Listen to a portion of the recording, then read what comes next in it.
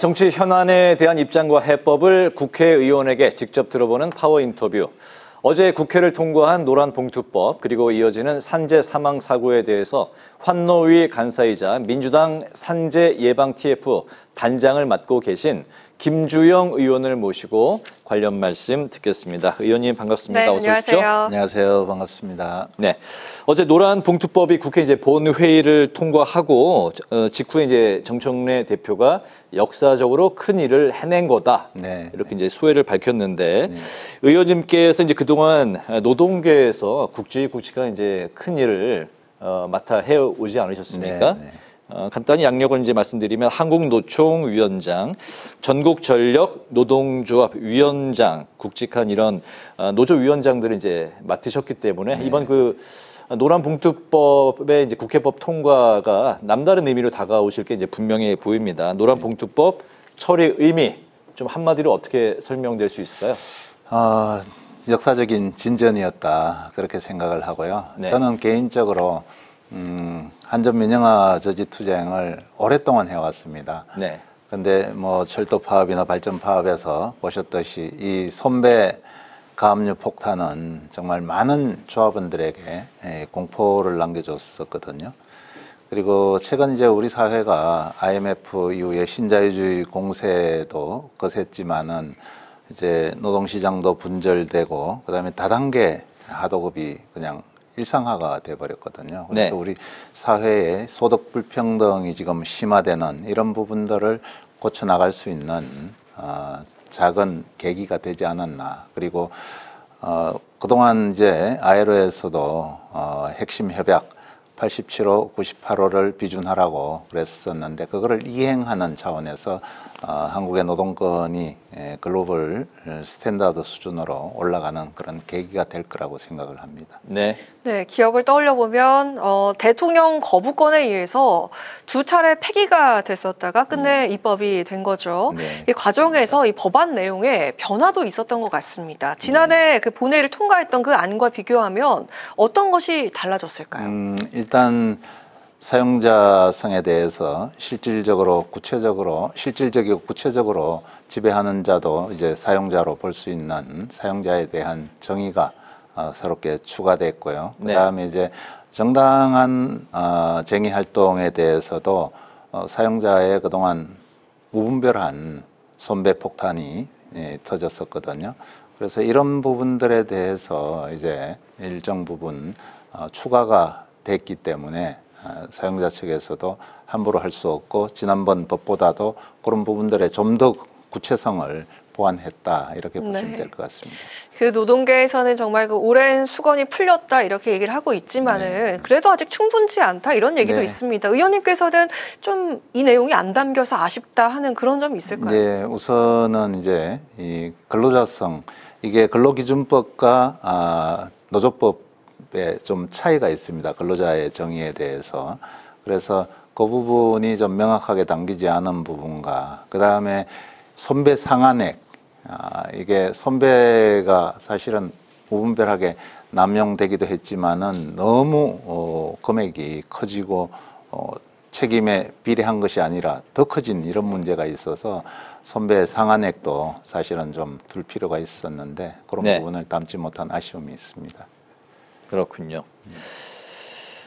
이 재계가 이제 여러 가지 좀 위축의 우려 표명을 하고 있습니다. 이제 법 시행 유예도 이제 요구하고 있고 외국 기업들도 좀 떠나갈까 이제 우려되는 부분도 있는데요. 노란 봉투법이 시행되면 기업이 다 떠난다. 또 이제 파업 공화국이 된다. 뭐 이런 표현까지도 이제 뭐 나오는 시각도 있습니다. 노란 봉투법의 이런 그 우려를 불식시키기 위해서 좀 어떤 보완책 뭐 이렇게 좀 생각하고 계신 게 있으실까요? 예, 뭐 그 부분은 저는 좀 우선 그 과도하다고 말씀을 먼저 드리면서 우리가 한 EU FTA 이후에 이제 이 노동에 관한 문제들 그 ILO 핵심 협약 두 가지 조항을 지키지 않으면은 불공정 거래로 봐서 무역 제재를 하겠다. 이런 적이 있었었거든요. 그런 부분들을 이제 정상적으로 찾아가는 과정이기 때문에 또 이게 우리가 상상할 수 없을 정도로 지금 다단계 하도급이 내려가고 있습니다. 그래서 실제 교섭을 하려고 해도 노동조합이 만들어져도 누구하고 교섭을 해야 될지도 모르는 이런 상황이기 때문에 네. 저는 이런 부분들이 시적절하다. 이제는 이 법이 개정됐어야 된다, 진작에 됐어야 된다, 이렇게 말씀드릴 수가 있고, 거기에 이제 고용노동부에서는 그럼 사용자성을 어디까지 인정을 할 것이냐, 이런 사용자의 인정 범위를 좀 정해야 될 것 같고요. 그 다음에 교섭 절차라든지, 이 노동쟁의의 범위, 이런 부분들을 추가로 조금 이제 고용노동부에서, 정부 측에서 정리를 좀 해서 노사 간의 그런 분쟁이나 갈등을 줄일 수 있는 방안들을 6개월 동안 만들도록 시간을 준 겁니다. 네. 네네. 그래서 또 그렇게 보완이 된다면은 이제 노동조합 측에서도 교섭 상대를 정확하게 찾아서 교섭을 하고 합법적 테두리 내에서 쟁의도 할 수 있고, 사용자도 이제는 우리 회사에서 일하는, 비록 이렇게 하도급, 다단계 하도급으로 내려갔지만은 이 법으로 인해서 다단계 하도급을 좀 줄여낼 수도 있고, 이제 노동자들을 파트너로 생각할 수 있는 이런 시간들을 좀 6개월 내에 네. 생각하고 정리를 해야 될 것이다. 그렇게 생각을 합니다. 네. 네. 다음 주제로 좀 넘어가 볼까 하는데요. 네. 그 내일 국민의힘 당대표가 선출이 되는데 네. 반탄파 후보 두 사람이 네, 결선에 그렇습니다. 올라갔습니다. 네. 자, 근데 일단은 이 반탄파기 때문에 여야 강대강 대치를 좀 우려하는 그런 목소리들이 있는데 네. 이재명 대통령의 경우에는 그래 힘들지만 네. 야당과는 이야기를 해야 한다. 네. 이렇게 이야기를 했습니다. 네. 과연 정기국회에서 여야가 좀 협치를 할 수 있을지 어떻게 전망을 하십니까? 사실 뭐 전쟁 중에도 대화는 한다고 하지만은 지금 우리 정청래 당대표께서 어제 그 의원총회에서도 말씀을 하셨는데 아직은 내란이 진행 중이다. 그런 말씀을 하셨는데 지금 이제 국민의힘의 내일 당대표가 결정이 되겠지만은 윤 어게인을 외친다든지 탄핵을 반대한다든지 이런 사람들이 다시 당대표가 된다고 하면은 아직 끝나지 않은 내란, 우리가 그 12.3 내란 이후에 우리 국가 시스템이 망가지는 걸 봤지 않습니까? 그래서 언론개혁도 필요하고 사법개혁, 검찰개혁 이런 부분들도 필요하다고 보기 때문에 당분간 그런 부분들도 민생개혁 입법이기 때문에 네. 거기 협조한다 그러면은 대화할 수 있는 여지는 있을 것이다. 네. 그러나 그러지 않고 다시 윤 어게인을 외치면서 마이웨이 한다면은 사실 그런 기간 동안 대화하기가 매우 어렵지 않겠는가. 물론 대통령께서는 모두가 국민이기 때문에 거기도 국민들이 뽑아준 대표를 인정하고 네. 대화를 해야 된다는 거지만은 대통령님의 입장과 당대표의 입장은 조금 다를 수가 있다. 그래서 지금 국민의힘 당대표가 선출되는 사람이 정말 생각을 바꿔서 나온다면은 대화할 여지는 있을 거지만은 그렇지 않으면 어려울 거로 보고 있습니다. 네. 의원님께서 이제 또 다른 당내 산재 예방 TF 이제 단장도 맡고 계신데요. 네. 청도 열차 사고 현장 그리고 네. 이제 그 전에 포스코 ENC 네. 여기 이제 계속해서 사고가 이제 반복해서 일어나고 네. 있고 의정부 DL건설 공사 현장도 직접 이제 네. 다녀오셨는데 네. 현장에서 좀 어떤 걸 느끼셨습니까? 이런 후진적 사고가 아직도 2025년 현재 대한민국에서 일어나고 있다는 데 대해서 너무 사실은 좀 충격적이었고 마음이 아팠습니다. 예방할 수 있는 사고들인데 안전에 대한 투자를 예를 들어서 사용자 측에서 비용으로 생각한다든지 이 다단계 구조하에서 건설 공기를 빨리빨리 이 문화 때문에 그냥 넘어간 그런 부분들, 또 안전에 대한 철학이나 인식 자체가 없었던 거 아닌가. 그래서 정부에서는 근로감독을 제대로 해야 되는 문제가 있고 사용자들은 정말 이 안전사고가 나면은 회사가 문을 닫을 수도 있겠다는 네. 인식이 전환이 돼야 된다고 생각을 합니다. 그래서 노동자들도 나 자신을 위해서 안전 수칙은 꼭 지킨다는 이런 부분들이 잘 그 문화가 확산되지 않는다면은 이런 사고가 앞으로도 정말 계속되는 거 아닌가 싶을 정도로 네. 저에게는 충격적이었습니다. 네. 네. 근데 사실 이 법이 없는 게 아니거든요. 네. 근로기준법, 산업안전보건법, 중대재해처벌법 이렇게 다 법이 있는데도 계속 큰 사고가 발생하는 거는 이 법이 실효성이 없다라는 뜻이 아닐까 이런 생각도 드는데 그 TF에서 이 법을 좀 보완하기 위해서 좀 어떻게 할 수 있을까요? 예, 우선 이런 사고들을 저희들이 현장을 가서 보는 이유는 우문현답. 우리들의 문제는 현장에 있다는 답이 현장에 있다는 것을 현이 현장이군요. 예, 네. 확인하기 위한 절차고요. 저희들은 일단 그 국회의원들은 입법을 하는 그런 기관이지 않습니까? 그래서 시급하게 해야 될 부분들은 정부 차원에서 근로감독을 한다든지 개선 시정 조치를 한다든지 해야 될 것이고 저희들은 현장을 충분히 보고 거기서 전문가 의견이라든지 노동자들 의견이라든지 또 사용자의 의견, 뭐 필요하면 유족들의 의견들까지 담아서 그거를 입법화하는 그런 과정들을 거치려고 합니다. 그래서 네. 지금 좀 뭐 분기별로 이렇게 준비되는 대로 끊어서 입법화를 지금 해나갈 그런 계획입니다. 네. 네. 대통령이 이제 직접 좀 젊은 시절, 어린 시절에 이제 소년공 네. 출신이고 또 현장에서 이제 또 산재 사고도 당했기 이제 때문에 네. 바로 이 문제에 그 누구보다도 그 네. 절실한 그 현안 네. 타개책을 모색하고 관심을 갖고 계신 것 같습니다. 네, 그렇습니다. 노동부 장관에게 이제 직을 걸고 이 네. 문제를 해결해라 이렇게 이제 지시까지 내린 상황인데 형사적 처벌은 물론이고 이제 입찰 참여 금지, 네. 영업 정지, 네. 또 은행 대출 제한 뭐 여러 가지 이야기들이 나오고 있는데 사실 그런데 이제 처벌보다는 예방의 방점을 좀 찍은 네. 사고가 나오지 않는 게 가장 중요한 거 아니겠습니까? 맞습니다. 그런 이제 상황에서 또 이제 여러 가지 위험들을 떠안고 있는 외주, 현재 뭐 이런 것들도 좀 개선이 굉장히 시급하다. 그 전부터 이제 많이 나왔던 네. 이야기들인데요. 네. 관련한 의원님 그 말씀도 좀 들어볼까요? 예.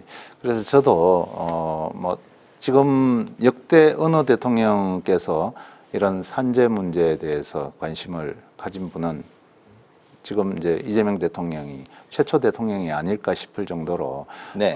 이 산업재해는 사실은 한 가정을 붕괴시키는 것뿐만 아니라 우리 사회에 엄청난 비용을 들게 하는 거죠. 지금도 매년 800명 넘는 산재 사망 사고가 있고 또 그 산업 질병으로 인해서 산재 판정을 받은 그 사망자들 포함하면 2,000명 정도가 네.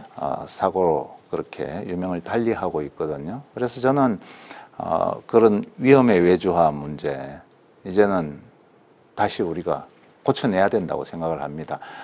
전부 그냥 싼 비용으로 모든 것을 하려고 하는 이 기업들의 안전에 대한 인식들 이게 비용이 아니라 투자로 생각하고 지금도 안전관리 비용들을 제대로 안 내려주는 업체들이 있다는 거예요. 그래서 저는 그런 부분들을 기업하시는 분들이 회사가 망할 수 있다는 각오로서 정말 개선을 해야 되고 또 우리 국민 모두가 작업자부터 국민 모두가 안전에 대한 인식과 문화를 개선하지 않으면은 안 된다. 그래서 지금 우리 앞에 닥쳐 있는 중요한 과제가 산재를 막아내는 그런 거라고 생각을 합니다. 그래서 네.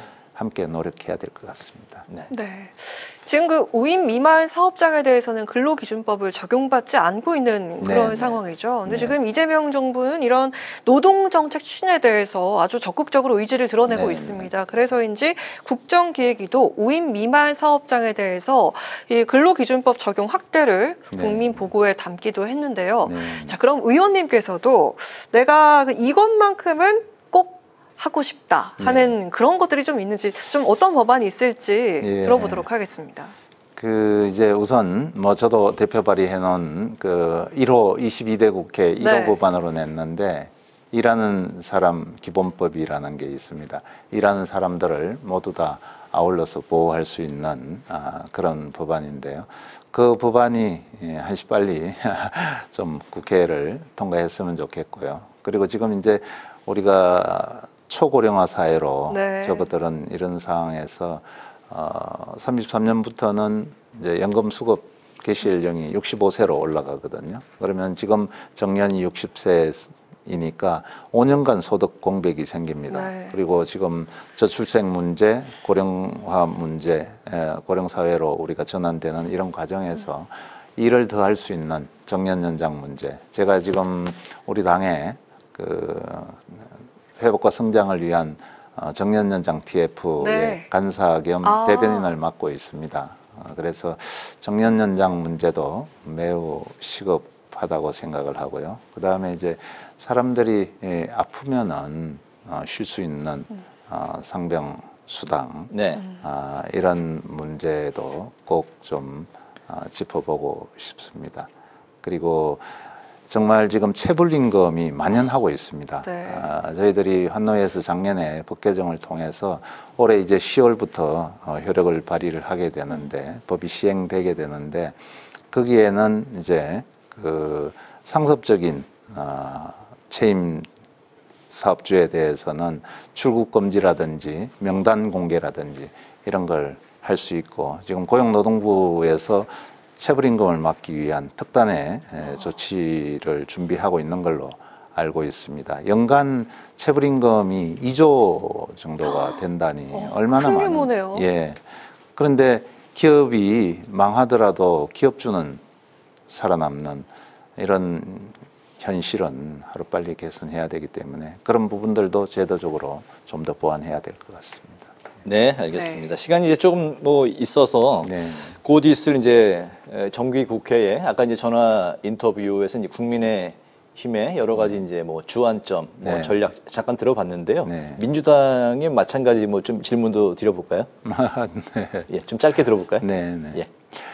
우선은 이제 민주당에 지금 3대 특검을 진행하고 있는데, 이 부분이 사실은 이제 국민들 의혹들을 깔끔하게 해결해 줘야 되는 거지 않습니까? 네. 그래서 그 부분에 대해서 좀 더 명확하게 저희들은 당 차원에서 대응을 해야 될 것 네. 같고요.